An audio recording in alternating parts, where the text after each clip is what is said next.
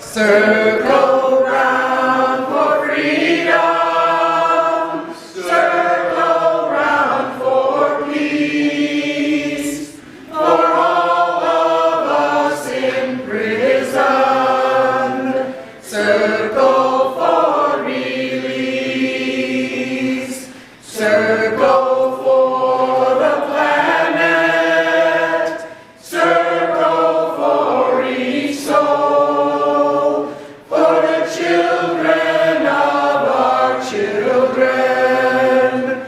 Keep the circle whole. Circle round for freedom, circle round for peace, for all of us in prison.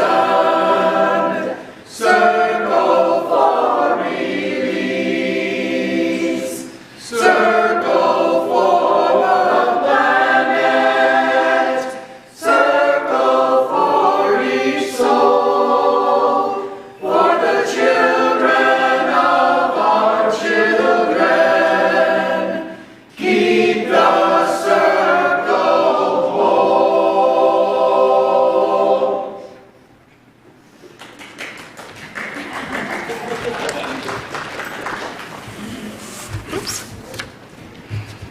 Good morning. Welcome to the Unitarian Universalist Church of Spokane. We're glad to have you with us. UUCS is a welcoming congregation, and we appreciate your unique backgrounds, beliefs, or lifestyle. If you're one of our longtime members or have been here a short time, or if you're joining us today for the first time, we're delighted to have you with us. We also appreciate those of you who are streaming or Zooming with us. It is our mission to join together to create a liberal religious home and to champion justice, diversity, and environmental stewardship in the wider world. Or in short, to create community, find meaning, and work for justice. I am your lay leader, Lisa Conger, and with me this morning is our guest speaker, Liz Moore, Executive Director of the Peace and Justice Action League, also known as PJALS. I will more formally introduce her prior to her presentation. I have a couple of announcements. First, Deb Jackman is not here, but Marianne Winifred has ably taken the spot for this morning, and we thank her for doing that. And also, the Board of Trustees would like to remind you to return your email survey if you haven't done so already. They are seeking your input about our congregation becoming a charter member of the North American Unitarian Association. So please take a few moments now to greet one another and connect and say hi to someone you haven't met yet.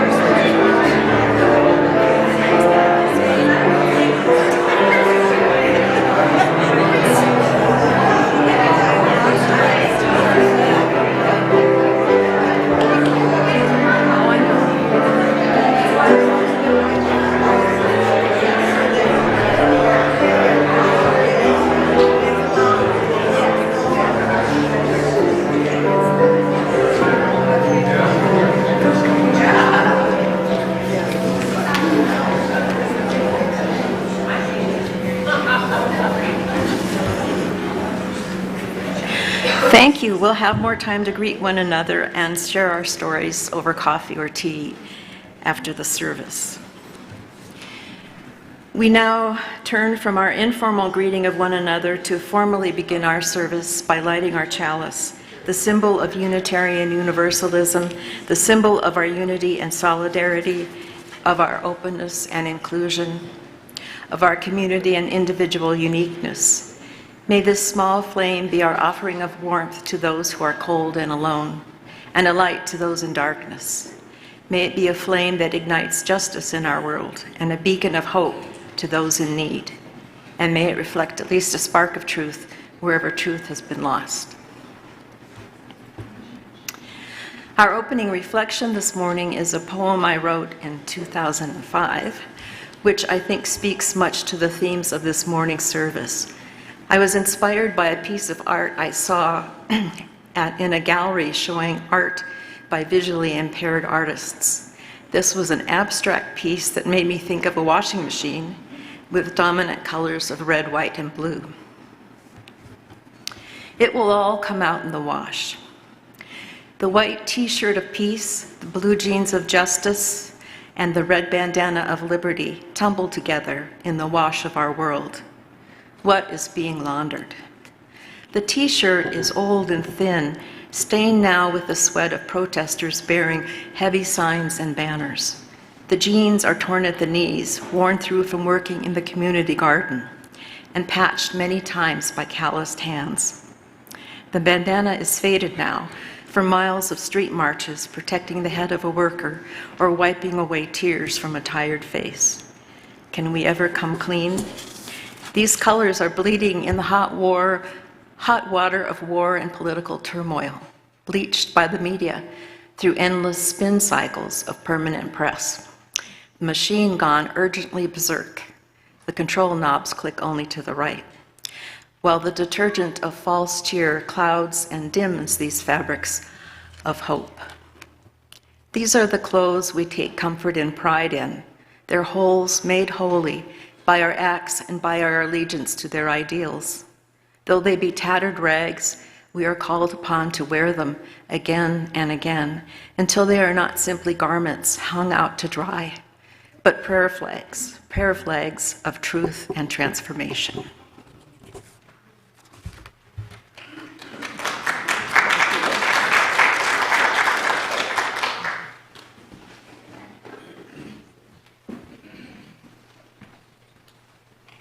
So for this Martin Luther King celebration Sunday, we are going to sing some gospel music. So please rise as you are willing and able and sing with enthusiasm.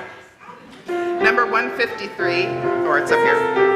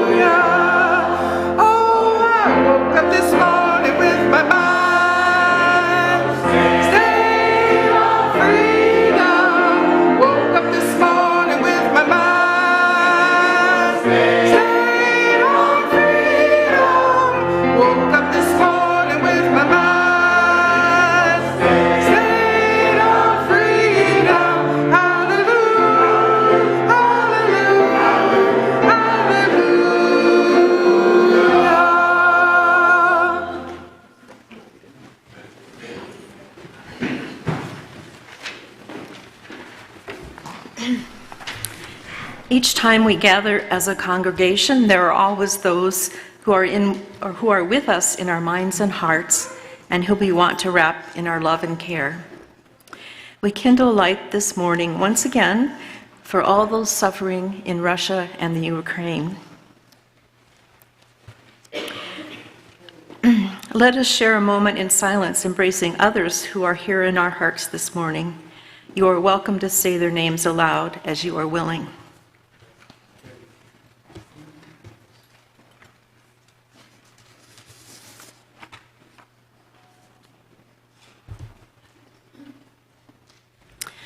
Those named aloud and those remembered in the silence, and all those who are suffering elsewhere in our world this hour, we hold in our community of compassion. We now gratefully give and receive this morning's offering, which sustains this community and its mission to the larger world.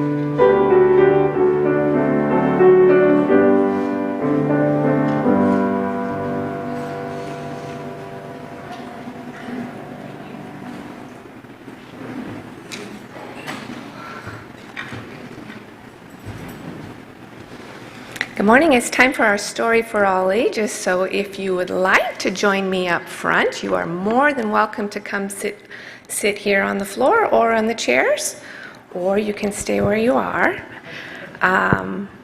Stephanie, our religious education teacher, is not with us today. She is actually taking a class for dance teachers to learn more about Russian, Hungarian, and Romanian folk dancing. And if all goes well, she said, that we might get to see some of her some dancing, Hungarian dancing, next month at our partner church Sunday. So that should be fun. At the first service, we noticed Todd's not here, Deborah's not here, Stephanie's not here. So we thought maybe we just have a big party. But Stephanie did send along a story for us to read today, and it's called The First and the Last. Who here knows from experience that life is not fair? Raise your hand. We know this, don't we? Life is just not fair, and I really don't think it ever has been. But what can we do? We generally just shrug and accept it. It's just not fair. But there was once a man who refused to just shrug off the injustices of the world. Life was not fair, but that was not okay for him. This man was a great and wise teacher and also a prophet. You probably have heard his name. Millions of people around the world are inspired by his teachings.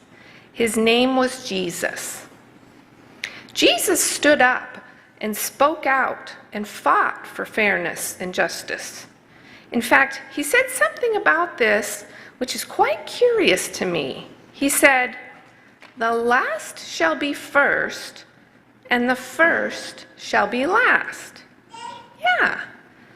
The last shall be first, and the first shall be last? I'm not entirely sure what he meant by this, and my guess would be that there are several meanings that it might have. But I've got an idea of one way we might understand this. We might understand it if we can think of what it feels like to be first and what it feels like to be last. So let's think about this. To help us understand what it feels like to be first, maybe you've had this experience yourself, or maybe you can just imagine it. How does it feel, do you think, to be first, to be best, to be number one, to come out on top, to have the most? What do these things feel like?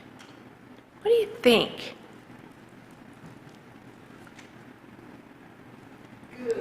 Good. Great.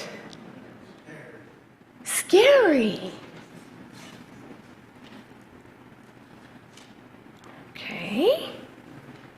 Now let's think about, what does it feel like to be last? What does that feel like, do you think? How does it feel to be the worst? To be on the bottom? To have the least? To have hardly anything, perhaps just crumbs or nothing at all? What do you think that feels like? Bad. Sad. Angry. Resentful. Mad. Want to run away. Jealousy. Depressed. Thank you for sharing something with us about the feelings of being first and being last. You see, I think that fairness and justice might have a chance if the people who know what it feels like to be first, because they've been first so much that they're familiar with it, if these people can come to understand what it feels like, what it really feels like to be last. And I think the world might come to start to become a little more fair and balanced for everyone if the people who already know too well what it feels like to be last, because they are so often last, they so often come in at the bottom and have the least. If these people can come to know what it feels like for a change to actually come out on top, to be first for a change, I can imagine that if those who are usually last and those who are usually first could share the feelings in their experiences with one another, that each might begin to experience a transformation.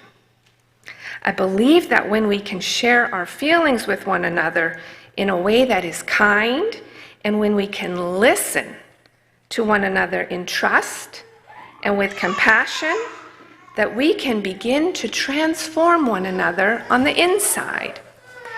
And when we start to be changed on the inside, we will begin to act differently in the world. And we will act more and more and more for justice. Jesus believed that a just society was possible. It would, he taught us, create heaven right here on earth. And maybe heaven means being together to celebrate our feelings of joys, of being first, and sharing the sadness we might have if we are feeling least, last, or lost. Now we'll sing our children out.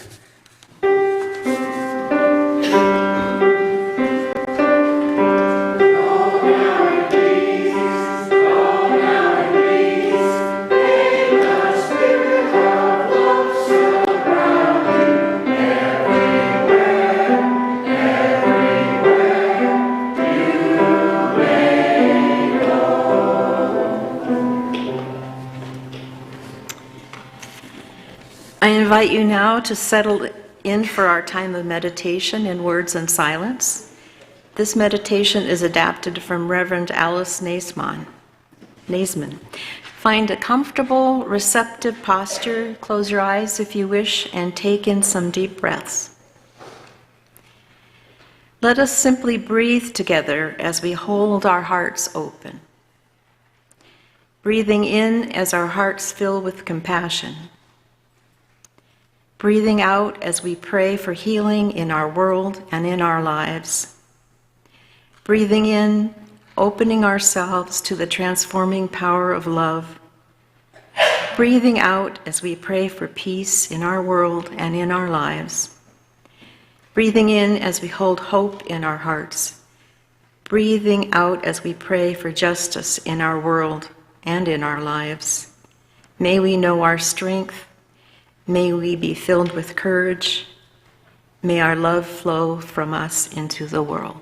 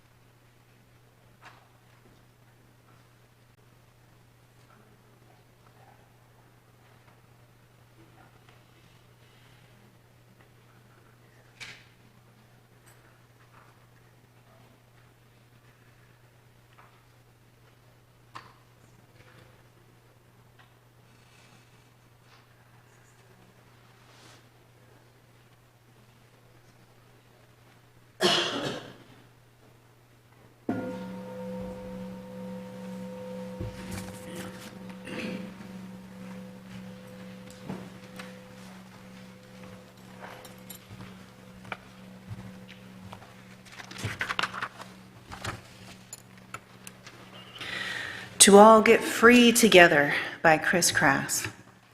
To become an anti-racist faith community, the key question for a white or white majority community is not, how do we get people of color to join our faith community? It is instead, how can we make a prolonged, spiritually rooted, engaged commitment to uprooting white supremacy within our community and take ongoing collective action to challenge it in society? Our goal is not to have white people sit alongside a person of color so as to affirm that those white people aren't racist. Our goal is to build and be part of beloved community, united to end structural oppression and unleash collective liberation in our faith communities, schools, neighborhoods, workplaces, and throughout society. Our goal is to join hands across the division of racism in our faith and in our communities and affirm the humanity in each other. Our goal is to join our hearts and minds to the task of destroying white supremacy in every worldview, policy, law, institution, and governing body of our society. For our faith communities to be places of healing from the nightmare of racism that haunts people of color and white people. For our faith communities to be places of nourishment, sustaining the multiracial struggles of our people to advance economic, racial, and gender justice. For our faith communities to be part of the continual process of working within the movement as part of the journey to end oppression in society. For our faith communities to raise our children of all backgrounds to be freedom fighters and practitioners of liberation values. Our goal is for our faith communities to be spiritually alive, learning from and contributing to liberation cultures and legacies. For our faith communities to be welcoming homes for people of all colors, sexualities, classes, ages, abilities, genders, and citizenship statuses. For our faith communities to regularly invite us into and prepare us for courageous action for collective liberation, held in loving community for the long haul. May our faith communities be active agents in the world to help us all get free together.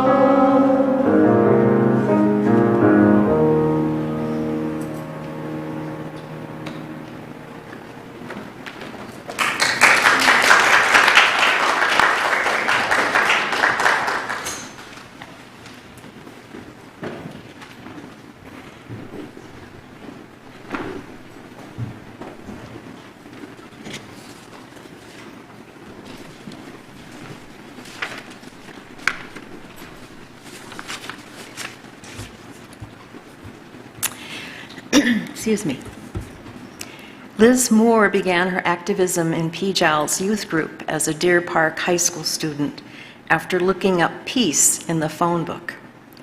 She worked as an organizer and educator in unions and community groups on issues including marriage equality, racial justice, and worker rights before returning to the organization that helped shape and define her work as a young activist.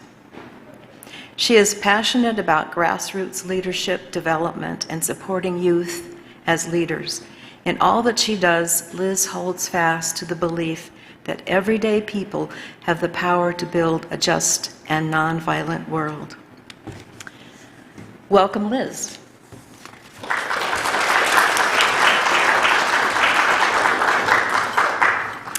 Well, good morning, and thank you so much for inviting me and hosting me this morning. I want to begin by respectfully acknowledging that we are on Indigenous land. Specifically, we are occupying the traditional lands of the Spokane people and other interior Salish peoples who have stewarded this land since time immemorial. I want to offer my respect to elders both past and present. In our PJALS community, we are committed to intentionally addressing the outcomes of the doctrine of discovery with the truth about the human beings who were already here and who continue to resist the impacts of ongoing colonization, fighting to sustain their culture, language, and people. And we know it is insufficient to simply acknowledge the land that we occupy. We commit to centering the voices, leadership, and solutions of Indigenous people in our communities and around the world. We stand in solidarity with Indigenous peoples who are leading the fight to protect our planet's biodiversity across the globe. We encourage giving financial support to Indigenous-led organizations here in the land of the interior Salish peoples, to buy native, and to integrate the essential voices of Indigenous people in our lives all year long, because our words are only as meaningful as our actions. And I also want to begin by acknowledging deadly and dehumanizing anti-Black racism. In particular, I want to say the name of Keenan Anderson, who is a Black man who died on January 3rd from cardiac arrest after being tased multiple times by the Los Angeles police. He was a 10th grade English teacher and father of a 6-year-old son who lived in Washington, D.C. and who was visiting family in Los Angeles for the holidays. In the words of Ella Baker, as voiced by Sweet Honey in the Rock, we who believe in freedom cannot rest until it comes, until the killing of Black men, Black mothers' sons, is as important as the killing of white men, white mothers' sons. So I'm very honored to be with you today on the weekend that we honor the life and vision of the Reverend Dr. Martin Luther King Jr. I'm feeling very humble to be speaking about racial and economic justice today with you. And I'm holding the need to center and listen to directly impacted people, as well as holding the role of white people to engage in the work of racial justice and not just leave it to Black, Indigenous, and people of color. There are 4 key recognitions that frame my thinking and action around racial justice that I want to share with you. The first is that we live in a highly racialized society, that race matters in our society. When we look at any measure of social or economic well-being, whether that's income, education, health, criminal justice, life expectancy, a racial fault line runs through every single one. Indeed, there is not a single social economic indicator in which there is not a disparity based on race. It is 100%, including poverty. In our society, most of the time when we talk about race or racism, we focus only on individual bigotry or individual actions. Instead, we should also focus on the systems that continue to create results showing this racial fault line of disparity based on race. Recognition number 2 is that we're all part of the picture. As a white person, I've been conditioned to view racism as something that happens to other people. Like, I'm walking through an art museum, and there on the wall is a painting titled "Racism in the US," and I'll stand over here and look at it. But in reality, we're not looking at the picture, we're in the picture. Third, none of us asked for this. None of us are responsible for the past, but all of us share responsibility for the present and the future. And fourth, as we talk about racial equity, racism always continues to play out. So I want to talk with you today about shifting from a stance of opposing racism because it's the right thing to do, or because we want to be seen by ourselves or others as one of the good white people. Instead, to shifting to a stance of understanding working for racial justice as a strategic imperative. Well, what do I mean by that? As we look around, we see we live in the heart of hotly contested territory right here. Whether we're talking about our neighbors without homes, reproductive rights, or the ballot measure for a new jail, our Spokane region is in struggle over who belongs, who is seen as worthy, who's seen as dangerous, and who's seen as deserving of safety and personhood. And of course, it's not just local. The United States has been rocked by threats to democracy itself, and white nationalism, neo-fascism, and antidemocratic movements are on the rise both here and around the world. The challenges we face in our region are a microcosm of the challenges we face as a country and as a world community. And under the surface, if we just scratch it a little bit, most of those conflicts are rooted in racism and economic injustice. Certain politicians exploit racist rhetoric to divide and distract, while they rig government and the economy for themselves and their big money donors. They get richer, the mass of us get poorer, and the power of government is turned against communities of color. In our PJALS community, we are united in knowing that everyday people can accomplish extraordinary things together. We know we can fight back and win. Together, we are rejecting messages of racism, fear, and division from the reactionary rich to join together with people from all walks of life so that we can ensure all our communities get good housing and better schools, not more barbed wire, and more living wage jobs, not more jails. In order to do this, we use three key principles that I'd like to share with you. First, in order to build a movement big and powerful enough to win and to transform structures of power, we need to use a strategy to tackle racism that is race explicit but not race exclusive. We must be explicit about naming race and racism. The greedy few at the top are using racism strategically to point the finger of blame at Black people, Muslims, and new immigrants, with the goal of dividing us so that they can defund our schools, attack healthcare, attack our bodily autonomy, and more, so that they can increase their own power and line their own pockets. They're using dog whistle messaging, which uses words like code. If you think of how a dog whistle works, humans can't hear it, but it reaches a very specific audience, dogs, who then hear it and react to it, right? And they are also using what we call foghorn messaging that everybody can hear. It's not subtle at all. So we have to have an explicit strategy to counter the strategic racism of the greedy few. That means building our collective skill and willingness to name race and to name racism. It means consciously choosing to make decisions in ways that explicitly consider equity, to explicitly and consistently listen to impacted people, to pay attention to disparities, and to create specific strategies to address and remove barriers, to analyze the potential impact of decisions, and to build in accountability measures to see if we're having the impact we intend to have. And it means that naming race is not enough. We also have to name class, gender, and other ways that systems of exploitation exploit us and divide us. But because we are so strongly conditioned not to talk about race and racism, we have to be explicit about naming it. So explicit but not exclusive is one key strategic principle we use with regard to racial justice. The second strategic principle is to focus on impact, not just intention.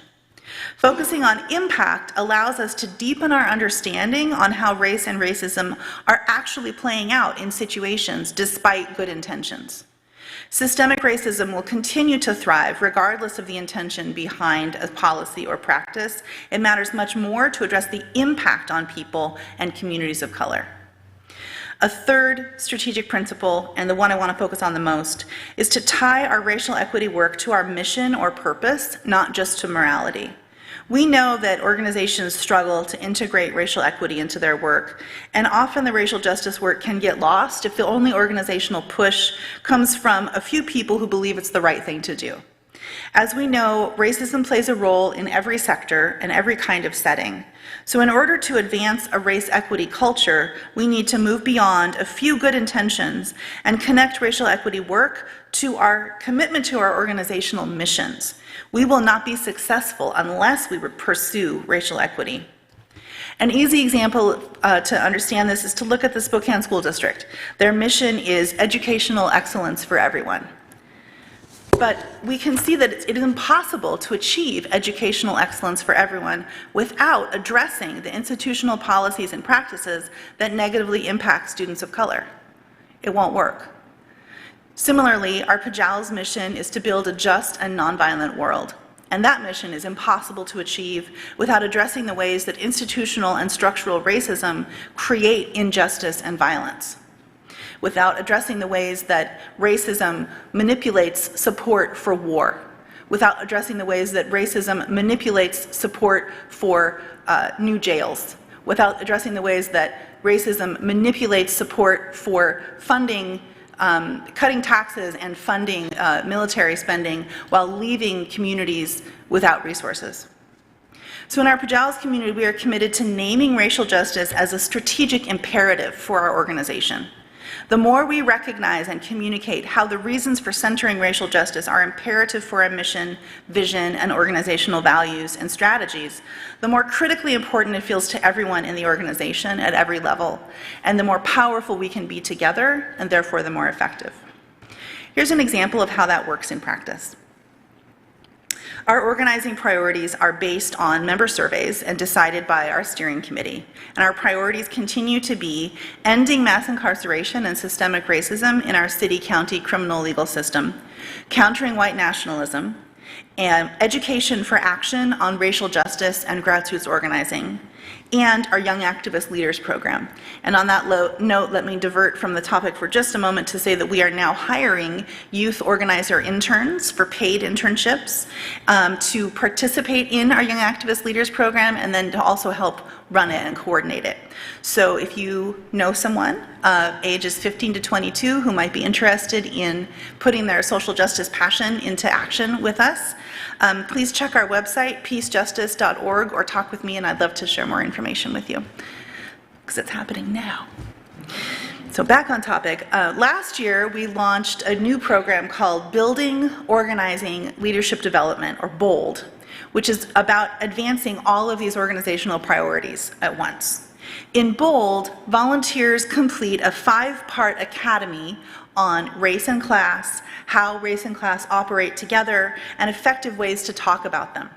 Then volunteers go talk to strangers about race and class and just break all kinds of rules about, not doing those things, right? And I should say, you're not required to do that, right? We actually have no power to make volunteers do anything. Once you complete the academy, then you are eligible to sign up to go talk to strangers about race and class if you choose. So we use a method called deep canvassing, which has been proven effective around the country, and it really comes down to a method, a roadmap for having real conversations about taboo topics to engage people in voting and other ways to make our voices heard collectively. In the BOLD Academy, we spend a good bit of time talking about dog whistle politics, and I'm going to quote from Ian Haney-Lopez to go a bit into this because it is such a powerful weapon that is used against our visions that we need to understand it more deeply. So dog whistle politics allows politicians to use words like codes to promote social hatreds, especially racism, but not only racism, while pretending that they honor equality.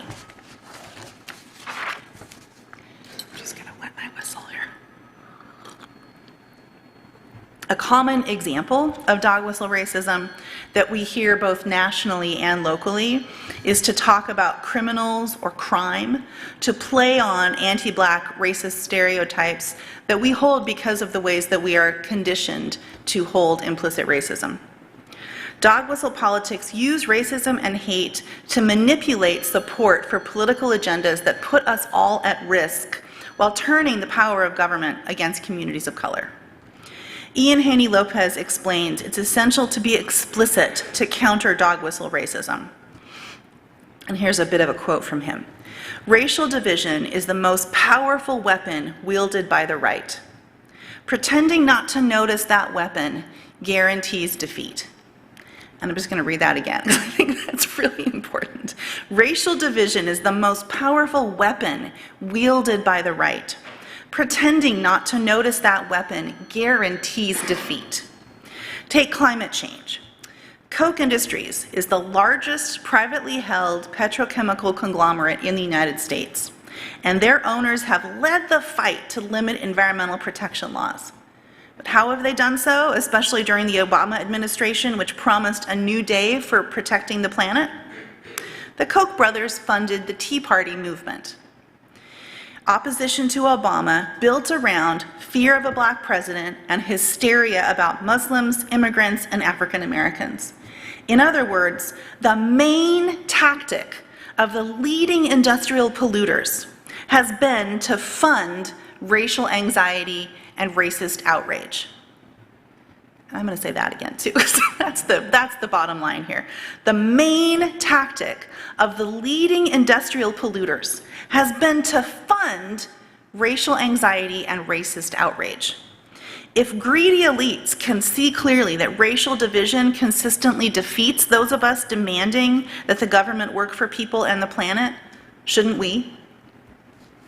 So our next round of the Bold Academy starts in March. It'll be on Monday nights, and you are invited to be part of it. You can find, if you're on our email list, you'll get an email about it this week. If you're not, you can visit our website, peacejustice.org/bold, or just peacejustice.org, and you'll see it on the homepage. Bold is very important this year when we are facing the Kearns French countywide ballot measure in November, where voters will vote whether to choose to raise sales tax to fund a new jail. As you all probably know, jail is the most expensive and least effective way to achieve community safety and wellness. African Americans are 2% of the county population, but are disproportionately over-incarcerated at 12% of the jail population. Native Americans are less than 2% of the county population, but are over-incarcerated at 7% of the jail population. 70% of the people in the jail are there pre-trial. They have been convicted of nothing. They are presumed innocent, and they are there and they are there on low-level charges, and they are there because they can't afford bail. If they had more money in their pocket, they would be out of jail. That's what's happening in our county jail. And that systemically racist, systemically classist institution cannot be allowed to expand. And I have no doubt that that conversation, that struggle, that fight will be a centerpiece of the city election races for mayor and for council president that'll also be on the ballot this year. With certain politicians and wealthy donors using the old tried and true dog whistle racism, strategically playing on fears and prejudices to manipulate voters in order to rig our economy to line their own pockets and advance their own power.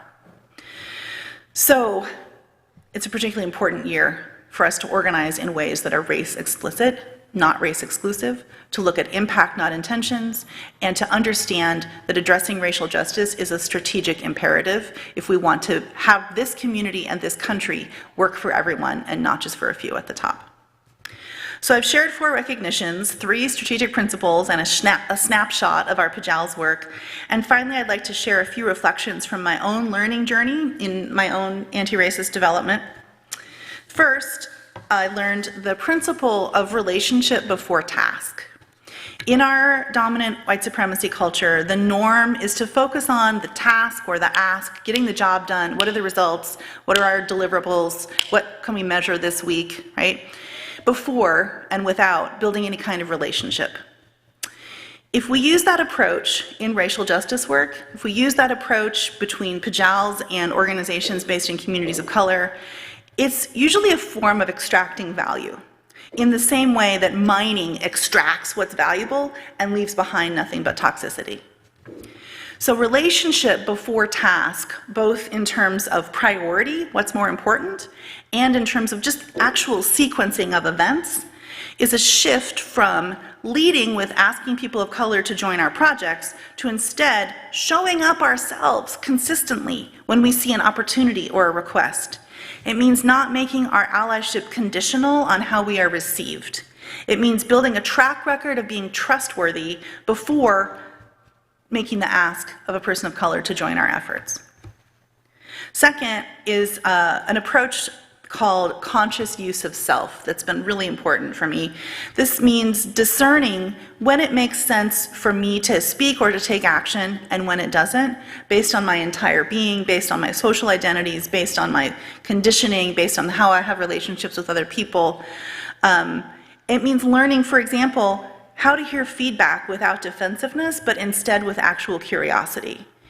And I would like to note that I'm not saying I have learned this, I'm saying I am learning this process, and it honestly varies. How many times I can manage to just be quiet, and how many times I can actually have some curiosity that's genuine when I hear some feedback. So it also means understanding that white people shouldn't need to be stars or heroes for our racial justice work. To quote Ella Baker again, we can be just one in a number as we stand against tyranny. Not that we play small, but that we show up and do what we can, all that we can, without seeking glory for it. Third is a principle that I both have learned and am learning, which is about acting from commitment and not from perfectionism. Our old friend perfectionism, one of the greatest hits, right? At my very first racial justice training, trainers Tema Oken and Kenneth Johnson told us that we can't just plan on being perfect allies. We have to be committed even knowing we will make mistakes. Devastating, excruciating, not what I wanted to hear. I just thought, I'll just be a perfect ally. That's my plan. So perfectionism is pretty deep in our white supremacy culture conditioning, right? That's the standard, just do everything right. Being, as a white person working for racial justice, it is not a linear process of just perfection ongoing. It is much more like a spiral. And that means that I do my best to build relationships, to learn what would actually be useful, to think about strategy, to think about accountability, and then take some action that's based on that best thinking and that best communication. Sometimes that's great, sometimes that's useful. Other times it's a mistake. Other times it does harm. And I get feedback, either spoken or experiential. And then it means doing what I can to learn from that spoken or experiential feedback, and doing my best, doing what I can to repair harm that I've caused, as long as it takes to do that, which in some cases we're looking at a decade of repairing relationships, because the harm can be very real. While continuing, in the meantime, my own individual or organizational work, not stopping until everything's fixed and then coming back. Because our commitment has to be real and unconditional and not based on, really not based on success. It's really about being steadfast in commitment. And fourth, wonderful, freeing, liberating piece, which is to be fierce against oppression and loving with myself and my comrades. Right? Because gritting our teeth and tensing up and charging into a situation, that works in certain situations, right? There's some strength in that sometimes.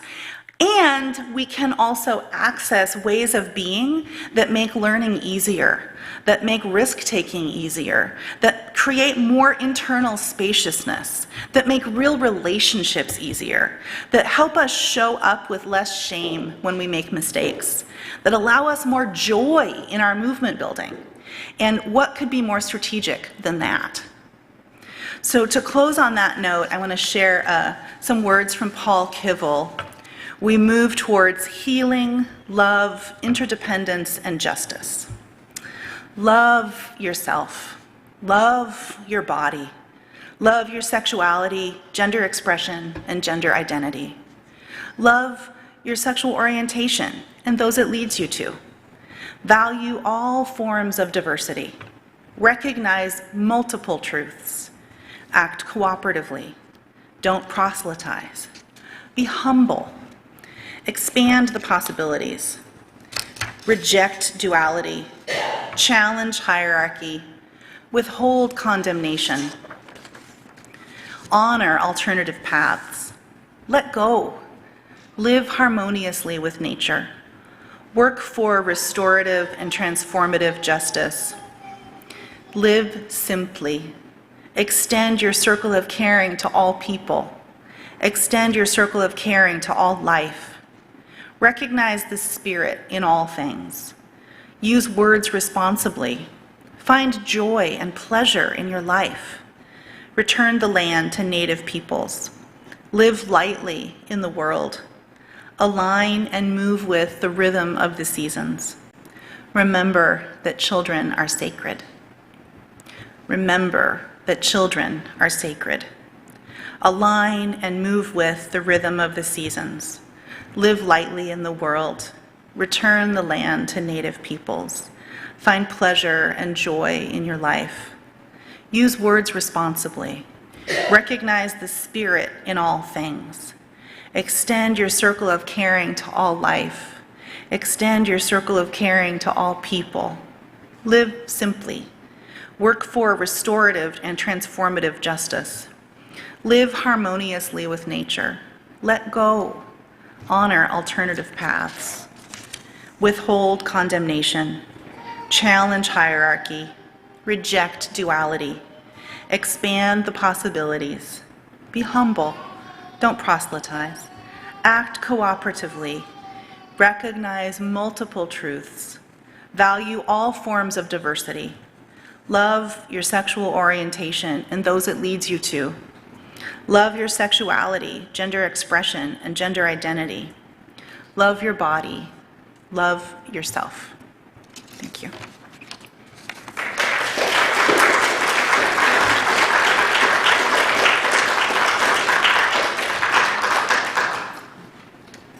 For our last hymn of the day, number 116, I'm on my way. Another gospel song, so I'll be belting it out. I hope you will join me. It's Rise as You're Willing and Able.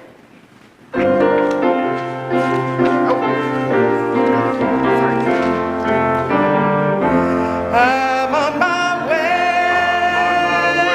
to the freedom land. I'm on my way to the freedom land. I'm on my way to the freedom land. I'm on my way. Great God, I'm on my way. I asked my sister to come and go with me. I asked my sister to come and go with me. I asked my sister come and go with me. I'm on my way. Great God, I'm on my way. I asked my brother come and go with me. I asked my brother to come and go with me.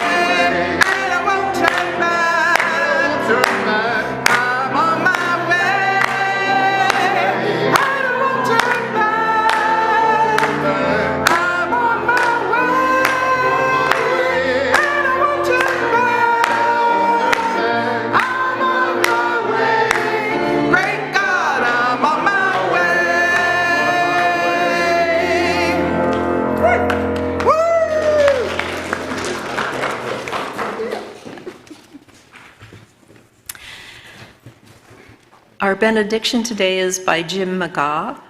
It's entitled, Go in Peace, Seeking Justice. When I say go in peace, I don't mean go in mindless oblivion. When I say go in peace, I don't mean go without challenging yourself or others. When I say go in peace, I don't mean go in utter ease and comfort. When I say go in peace, I mean go in peace seeking justice. I mean go in peace committed to equal rights and opportunities for all. When I say go in peace, I mean go in the peace that is created when together we build communities of true solidarity, deep compassion, and fierce, unrelenting love. Go in peace. Amen. Blessed be. Salam alaikum and shalom.